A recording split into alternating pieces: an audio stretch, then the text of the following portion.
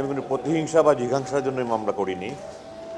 আমি করেছি যে বাংলাদেশের জন্য ভবিষ্যতে কোনো সরকার প্রধান কখনো এরকম ফ্যাসিবাদী কায়দায় মানুষের উপর জুলুম নির্যাতন না করার সাহস পায়, এবং কোনো জেনারেল যেন কোনো রাজনৈতিক প্রভুর অন্ধ আনুগত্য না করে। এই জন্য এই মামলার মাধ্যমে যদি দৃষ্টান্তমূলক শাস্তি হয় তাহলে এটা একটা প্রতিরোধমূলক ব্যবস্থা হবে, যেটাকে আমরা মিলিটারি ভাষায় বলি ডেটারেন্ট।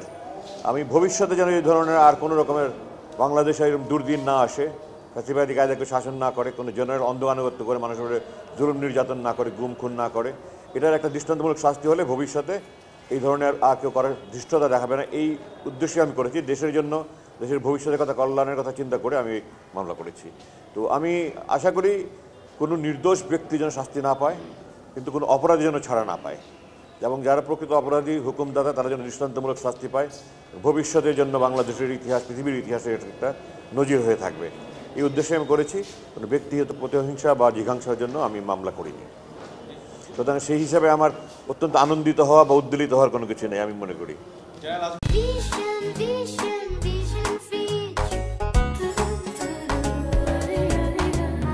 হামিদ যে লাস্ট ডিজি ছিল লাস্ট সরকারের সময়, তারপরে এসেছিল মেজর জেনারেল ফয়েজ, যে পরবর্তীতে বদলি হয়ে চলে গেছে পদোন্নতি পেয়ে। এরপরে এখন যিনি আছে জেনারেল জাহাঙ্গীর, তার সাথে কয়েকবারই কথা হয়েছে। আমি বলেছি যে ডিজিএফআইকে ডিপলিটিসাইজ করো।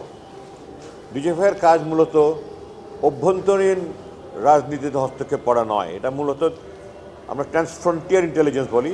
সীমান্তের ওপারে আমাদের সৈন্য বিরোধী যারা আছে, আমাদের বিরুদ্ধে যারা আক্রমণ করার সম্ভাবনা আছে, সম্ভাব্য শত্রুদের বিভিন্ন রকমের তথ্য সংগ্রহ করে এগুলি মূল্যায়ন করে বিভিন্ন বাহিনীকে প্রয়োজনীয় তথ্য দেওয়া। অভ্যন্তরে যদি কেউ দেশ বিরোধী, দেশের স্বাধীনতা, সমতা, অখণ্ডতা নষ্টের জন্য কোনো কাজ করে থাকে তাদের বিরুদ্ধে কাজ করা। কিন্তু রাজনৈতিক প্রভুকে, কোনো দলকে ক্ষমতায় টিকিয়ে রাখার জন্য অন্যান্য ভিন্ন মতাবলম্বী লোকদেরকে বা সরকারের সমালোচনাকারী ব্যক্তিদেরকে গুম খুন করা ডিজিএফআইয়ের কাজ নয়।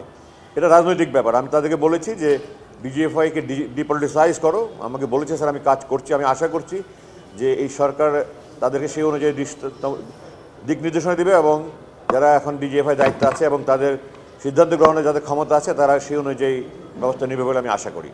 যদি ভবিষ্যতে কোনো ডিজিএফআই যদি ডিপলিটিসাইজ হয় তাহলে ডিজিএফআই যারা ডিজি হবে তারা কখনোই সরকার প্রধানের বা সংশ্লিষ্ট ব্যক্তিদের অন্ধ আনুগত্য করতে পারবে না।